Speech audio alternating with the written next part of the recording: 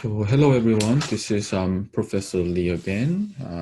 Today we're going to talk about chapter 4.1 and 4.2 together. So this 4.1 is about probability distribution function, also known as PDF, for discrete random variable. So now we are going to look at the probability as a function, right?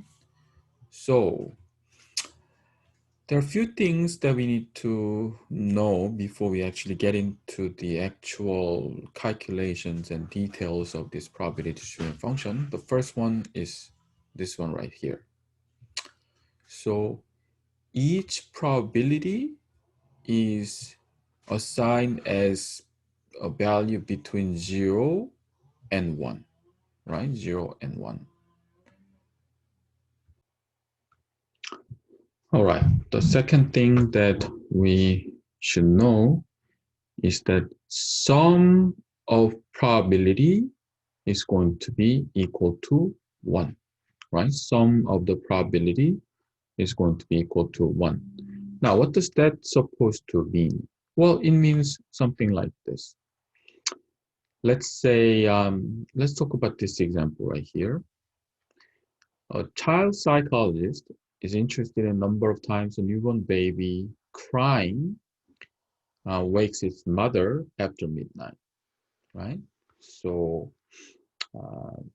newborn baby is crying, wakes its mother after midnight. So, it's anywhere ranging from X is a number of time per week. A newborn baby is crying, wakes up mothers after midnight. So sometimes this nice baby wakes mother 0 times, and this baby wakes mother 1 time. And this is the case that a baby wakes mother 2 times, and and so forth. So the case like this, then this is the case that baby wakes her mother or his mother 5 times after midnight per week. So I guess that's not too bad. Anyway, and they sampled this for 50 mothers. And out of 50 mothers, 2 of them says, "Oh, my baby never wakes me up." Out of 50 mother, 11 of them says, "Oh, I wake up 1 time." And 23 of them says, out of 50, of course, said I wakes up 2 times. And 9 of them says 3 times. 4 of them says 4 times. And only 1 unlucky mother has to wake up 5 times. So, these are the corresponding probability, and these are what we call a random variable.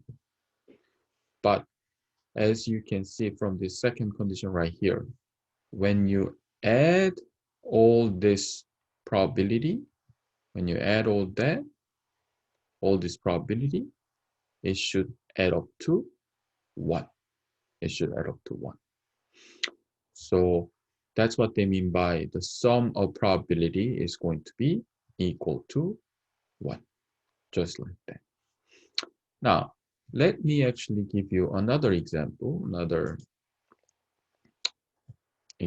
and let me share this this whiteboard with you.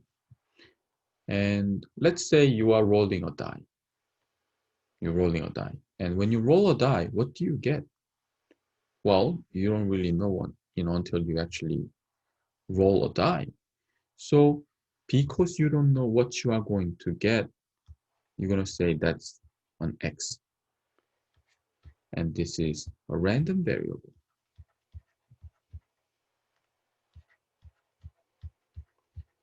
This is a random. Why do we call this as a random variable? Because until you actually roll it, and see it, you will never know what you are going to get. So this is totally random, and this is not a fixed number. So we call this random variable. Now, of course, when you roll a die, what can you possibly get for your x value? Well, it could be 1, it could be 2, it could be 3, it could be 4, or 5, or 6, right? So these are the x value that you can possibly get when you roll a die. Now, what's the chance of getting 1? What's a p of x? I mean, this is how we read it, and this is how we write it, p of x. What's the probability of getting 1 when you roll a die? Well, it's 1 over 6, right? And what's the probability of rolling 2 when you roll a die? Well, it's 1/6. I mean, I guess it's all 1/6, right? It's all 1 over 6, 1 over 6, and 1 over 6. Now, if you go back to the previous, the PowerPoint, they say this P of X that you are going to get, it's gotta be bigger or equal to 0 and less than equal to 1, meaning each individual, this probability is going to be between 0 and 1. I mean, in this case, they're all 1 over 6. And they say if you add all this, if you add all this probability, the sum must be equal to 1. I mean, of course, right? If you add 1 over 6 plus 1 over 6 plus 1 over 6 plus 1 over 6 plus 1 over 6 plus 1 over 6, if you add all that, it should be add up to 1, right?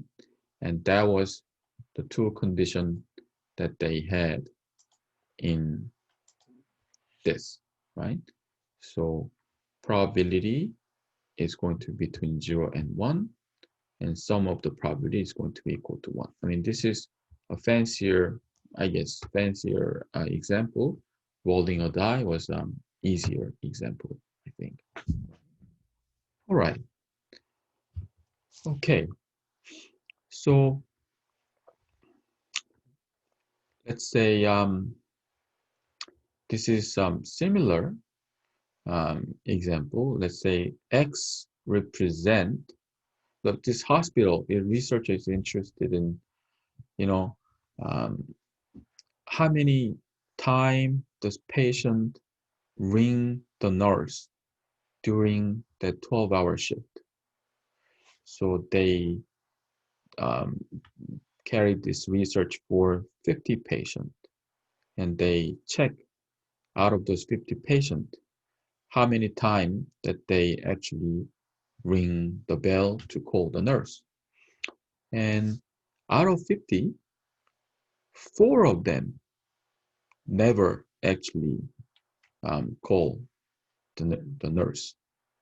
And out of 50, 8 of them called once. And out of 50, 16 of them called 2 times, 14 of them called 3 times, 6 of them called 4 times, and 2 of them called 5 times, just like this. So as you can see, you don't know exactly how many times that the patient is going to call during the 12-hour shift. It's ranging anywhere from 0 to 5. And these are the corresponding probability. These are the corresponding probability, right? So, and why do we call this as a discrete probability distribution function? Well, because it satisfies that each one of these is assigned value between 0 and 1. And when you add all this, just like you see right here, when you add all that, it's going to add up to 1. So it satisfies those two conditions, right? It becomes, condition for the discrete probability distribution function. I mean, also there's a continuous probability distribution function, but we are not going to touch that topic, right? For the course. This course limits to the discrete case, right? Okay, so what about the mean and expected value and the standard deviation for this probability distribution function? Well, expected value is also known as the mean. So what do you mean? Are you saying that the mean and the expected value are the same thing? The mean and the expected value, they are the same thing. But when we say expected value, we are usually dealing with the entire case. So we are talking about the population mean, right? Population mean. So population mean, the mu, and expected value, they are the same deal. They are the same deal. So when it comes to the probability function, how do you actually figure out the mean? Well, this is the formula. This is the actual formula for the mean, and which is same thing as the expected value. Now, if you take a look at this formula, this sign, this is called sigma. This just means adding it up, adding it up. And this, what is this x and what is this p? This x is the random variable, and this p is the corresponding probability. So, I mean, it goes like this. Let's say you are rolling a die. You're rolling a die. When you roll a die, what do you get? Well, I get anywhere between 1 through 6. When I roll a die, I get 1 through 6. Yeah, but on average, what do you get? Do you get like 1 on average? Or do you get like 6? Or do you get somewhere in the middle? If I roll die many times, then get the average from all my outcome, then that all outcome, as I repeat more and more time, it is going to converge to, it'll be converged to this value mu, the expected value, and this is how we find it. Well, so let's talk about this case. Let's set up a table. I'm going to have the x and the p of x. So when I roll a die, I'm going to get anywhere between 1, 2, 3, 4, 5, 6 different number, right? And what are the corresponding probability? What's my chance of getting 1 when I roll a die? Well, it's 1/6. But what's my chance of getting 2? Well, that's 1/6 too. What's my chance of getting 3? That's 1/6. And they are all 1/6, as we know. Now, if we have this table, let's say we have this table, how do you find the mu value? According to this formula, what you have to do is x times p of x, which means x is this one, 1 times 1 over 6, plus next one, 2 times 1 over 6, plus 3 times 1 over 6, plus 4 times 1 over 6, plus 5 times 1 over 6, plus 6 times 1 over 6, just like that, right? So that summation, that sigma, it's like an M on a sideway, that sigma symbol, that really means adding up. What are you adding up? X times P of X, X times P of X, plus X times P of X. So you do all this multiplication all the way to the end. Now, if we actually carry on this calculation, whenever that you multiply a number to a fraction, this is only going to multiply to here. This sort of be 1 over 6. This 2 will be multiplied to the top, so it will be 2 over 6. This 3 will be multiplied to the top again, so 3 over 6, and 6, 5 over 6, and 6 over 6. So it's like all the same denominator, and you just need to add the top. So if you add the top, this would be 10. I guess this is another 10, so 21, right? So if you divide 21 by 6, then you get 3.5. So what does that supposed to mean? Well, it's supposed to mean this. If you roll a die many times, you are expect to get number 3.5. I mean, of course, you don't have 3.5 in one of those sides in a die, but an average, right? If you keep rolling and keep recording your outcome, and if you figure out the average of those outcomes, it's going to be 3.5, right? That's what this means. Okay. Men's soccer team plays a soccer 0 times or 1 time or 2 times 2 day, one day, or 0 days, 1 day, 2 days per week. So sometimes they put, per week they have no game. Sometimes they have 1 day game. Sometimes they have 2 days that they have a game in a week, right? That's the situation here. Okay, so the chance that they play no game, no 0 days per week is 20%.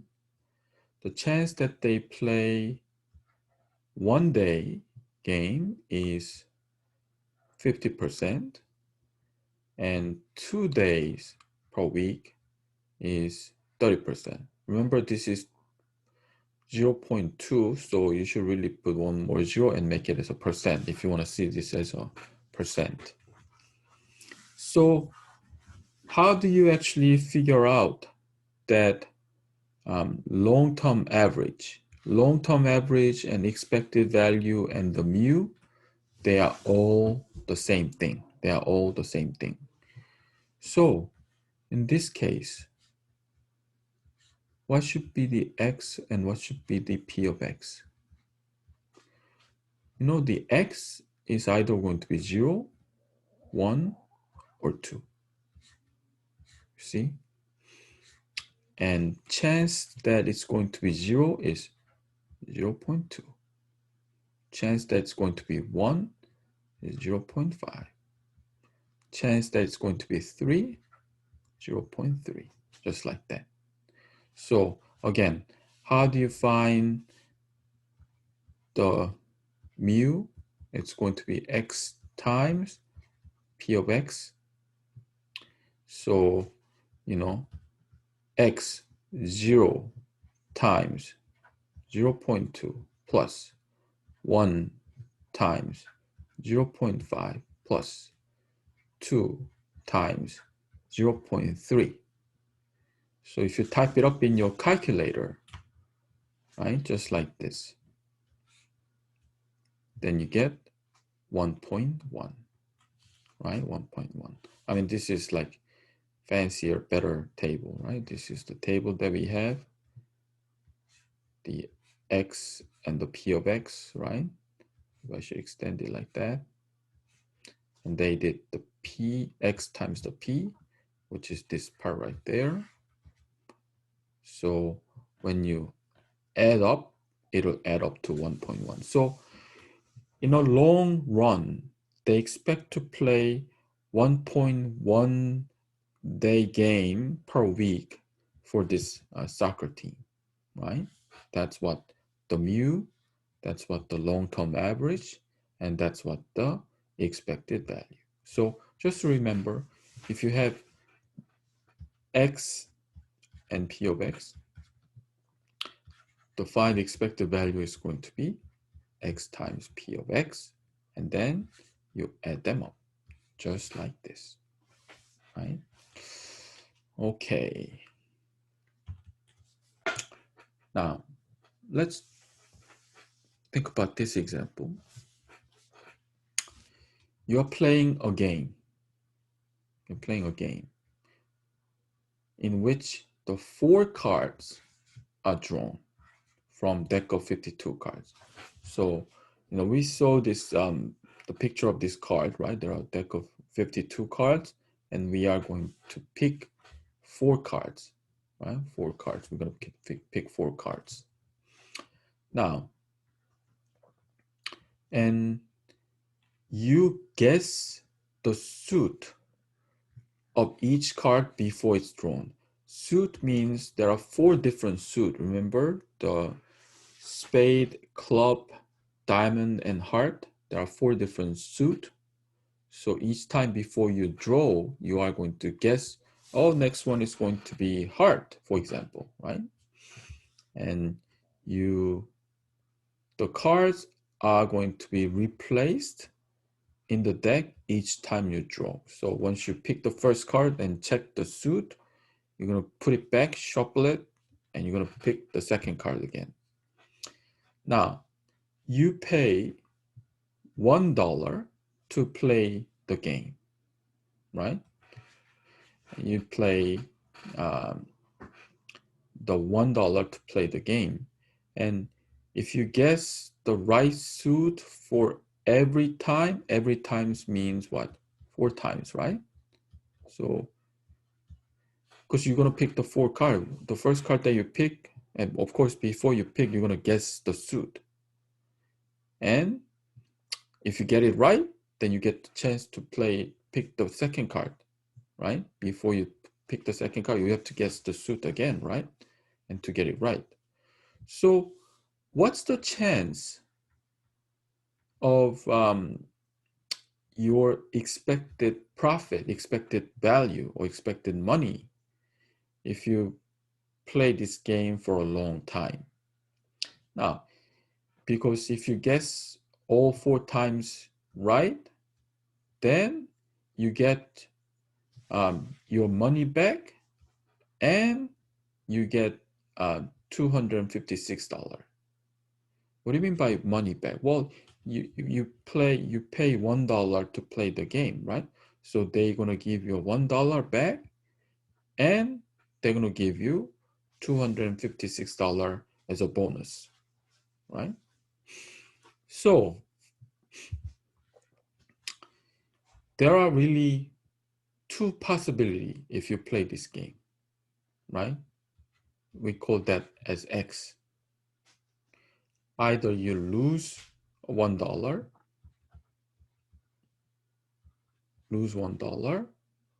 or at the end you win $256, right? These are only 2 possibilities if you play this game.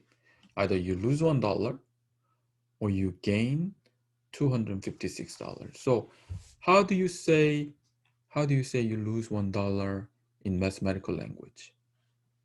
I'm trying to build this table, X and P of X.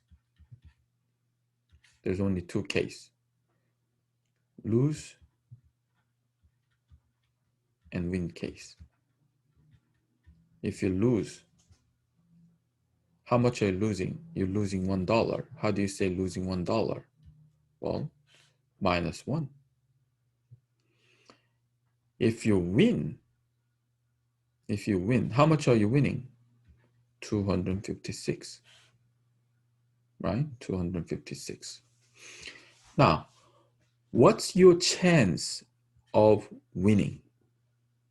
What's your chance of winning? That means you have to guess the first one correct, which is 1/4 chance, right? On top of that, you have to guess the second one correct. On top of that, you have to guess the third one and the fourth one.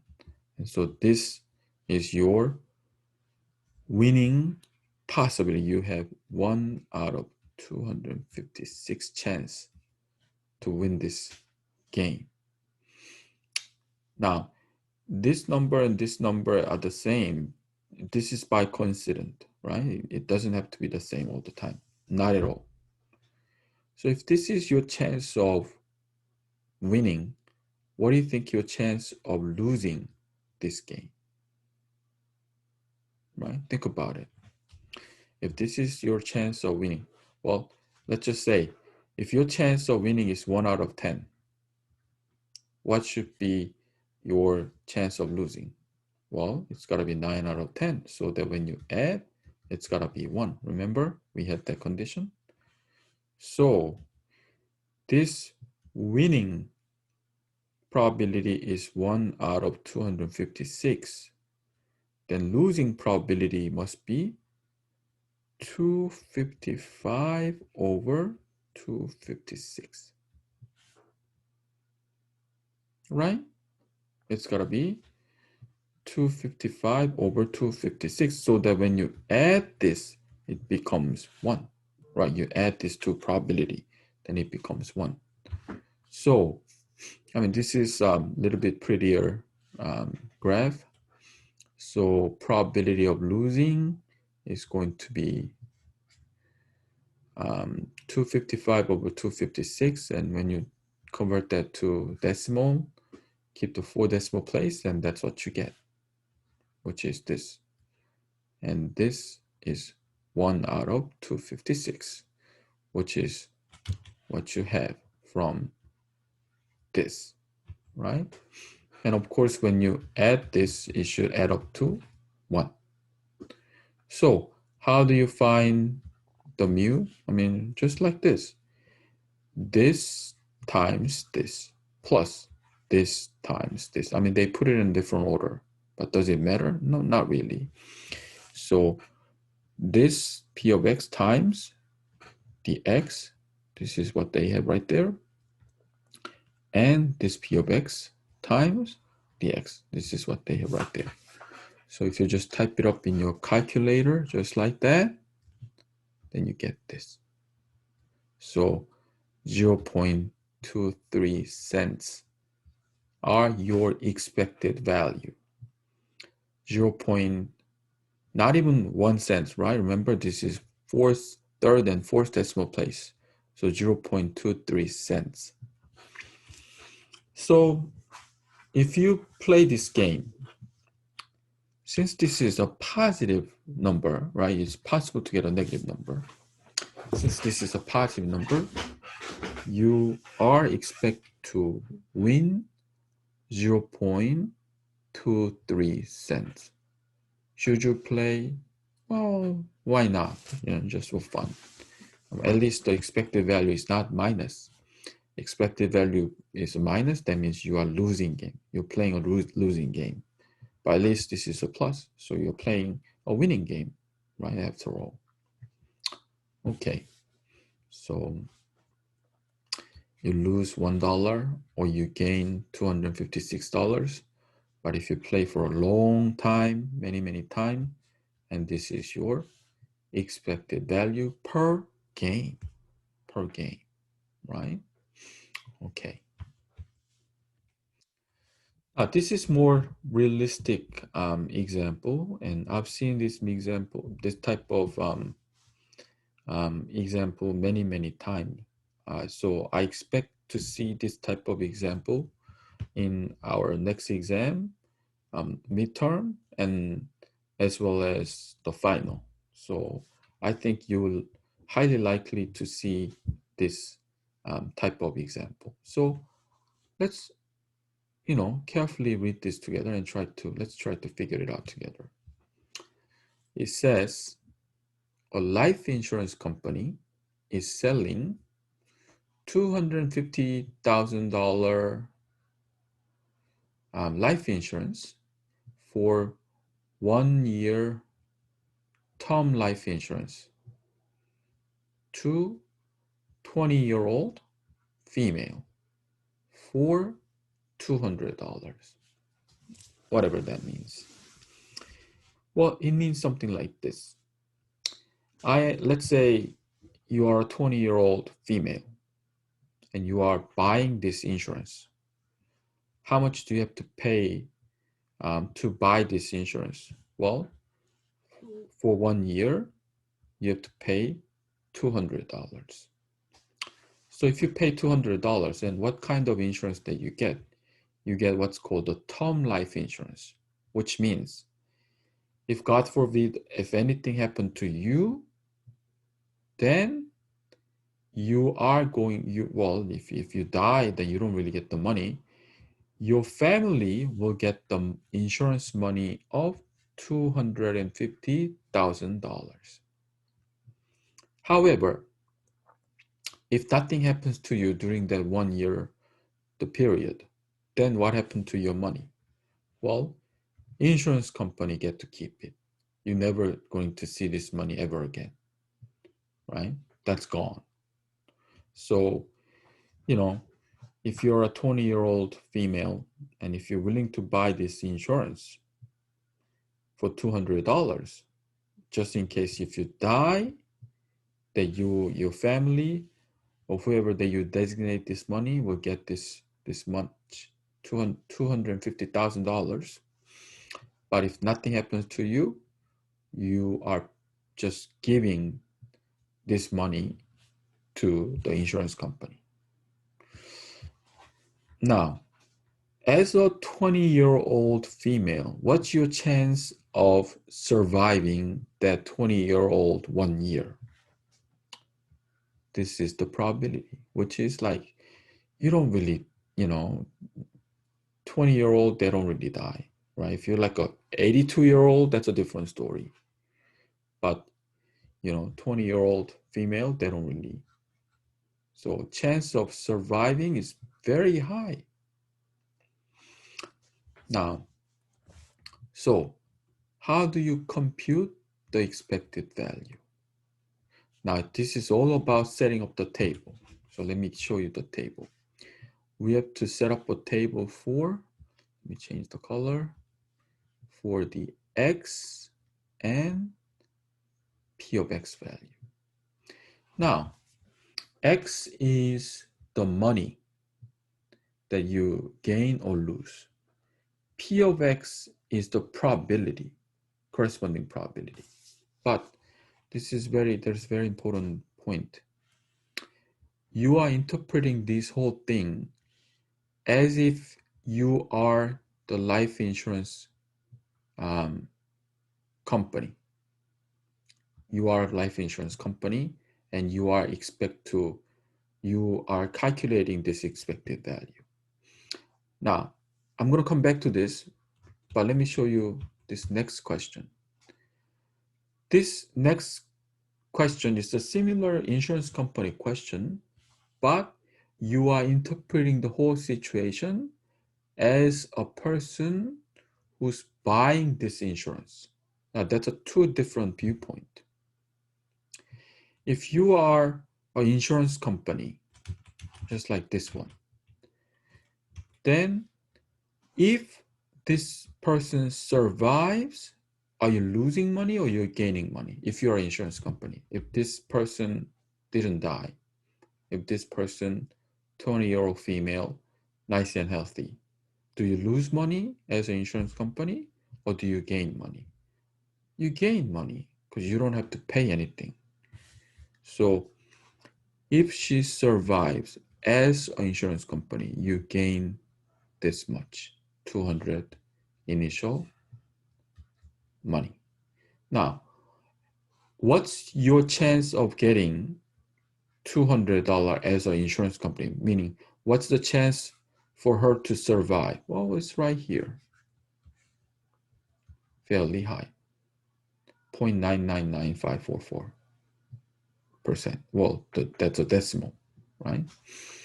Now, if she didn't make it, if she not survive, then how much are you, first of all, are you losing money or are you gaining money as an insurance company if she dies?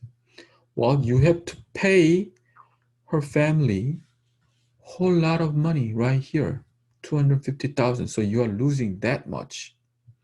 But wait, you don't have to pay her family 200 initial policy money.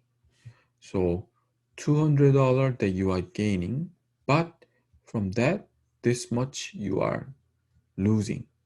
So 200 minus 250,000 is this much right there. $249,800. This is how much as an insurance pump company that you are losing, right? And look at the setup here very carefully. This 200, where do they get this 200? This is the initial 200. So 200 money that she gave you to the insurance company, right? But you as an insurance company have to pay this much. So that's going to be the minus money. But my chance as an insurance company to pay this money is very low because this is chance of survive. One minus of the exact same thing is chance of dying.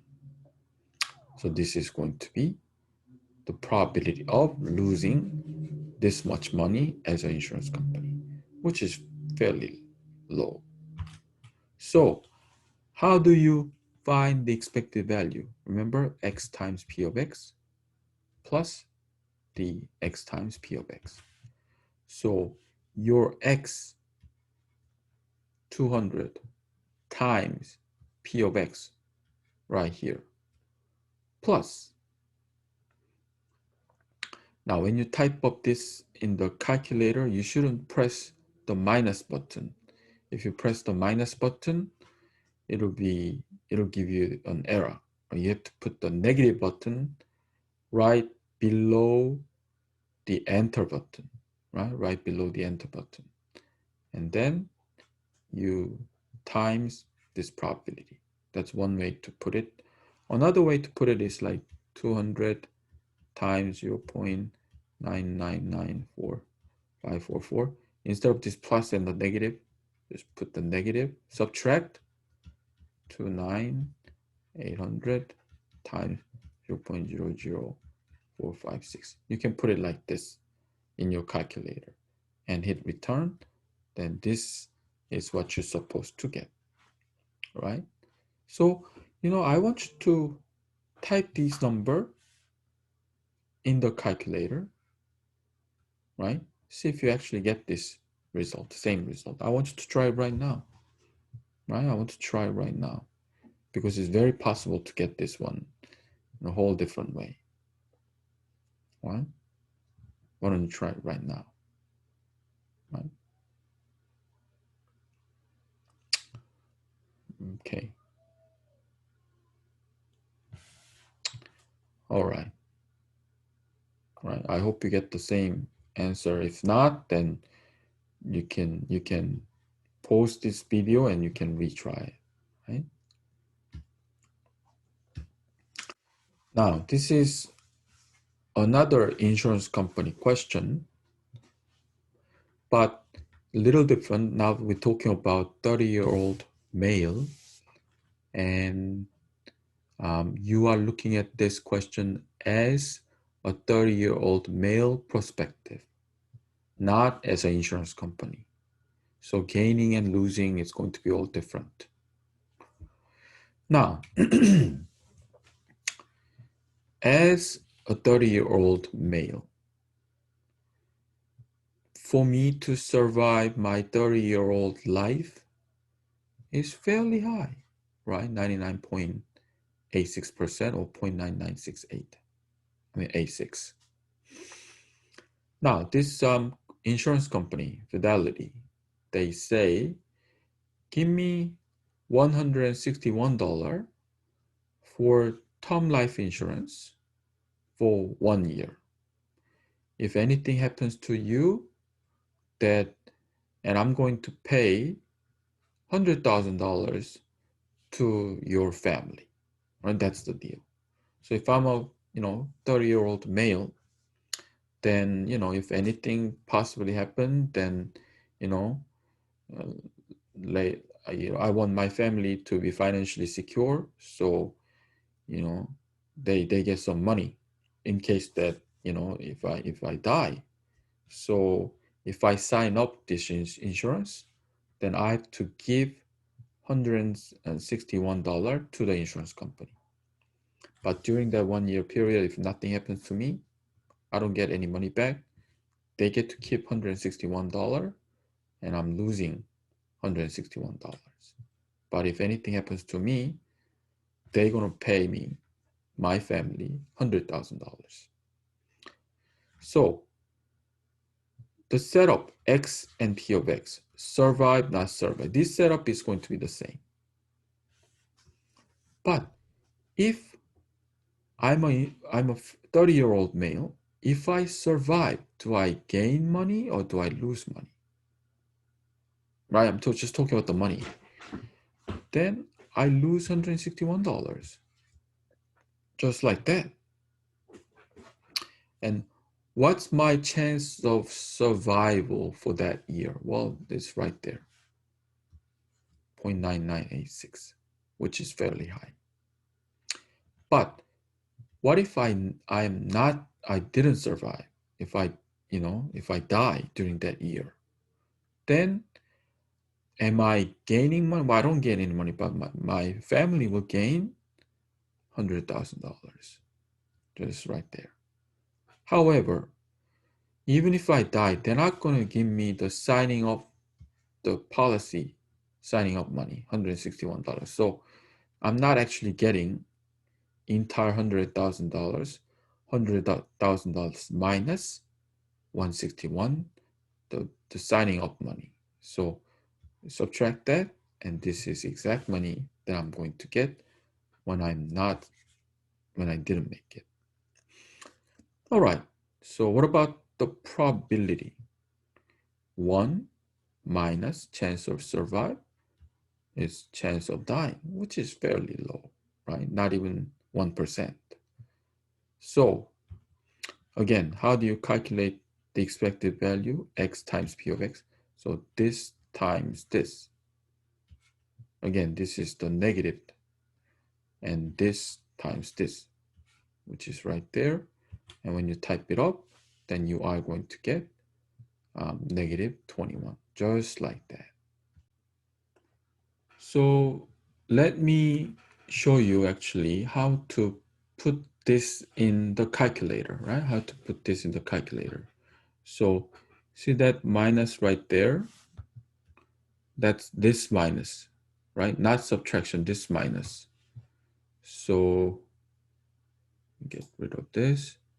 It's going to be minus, not subtraction, 161 times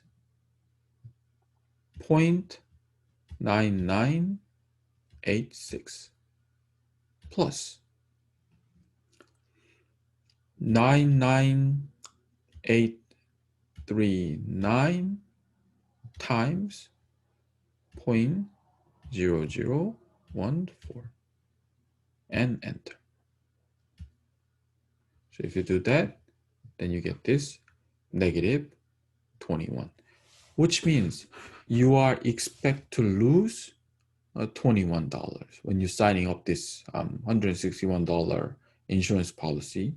When the minute that you pay your $161, that you expect to lose $21. That's what this means, right? While we are at the calculator, why don't we, put the previous example in the calculator. So this one that you do 200 times 0.999544. Again, you can do plus and the negative 249,800 times 0.000456. You can do it this way. It'll give you 86. Or you can do 200 times 0.999544 minus this minus right there. 249,800 times 0.000456 and enter. 60. So you can either do it like this, or you can just do it like that. I'll probably choose this second technique, right? I'll probably choose this second technique. Okay. All right. So going back to our PowerPoint.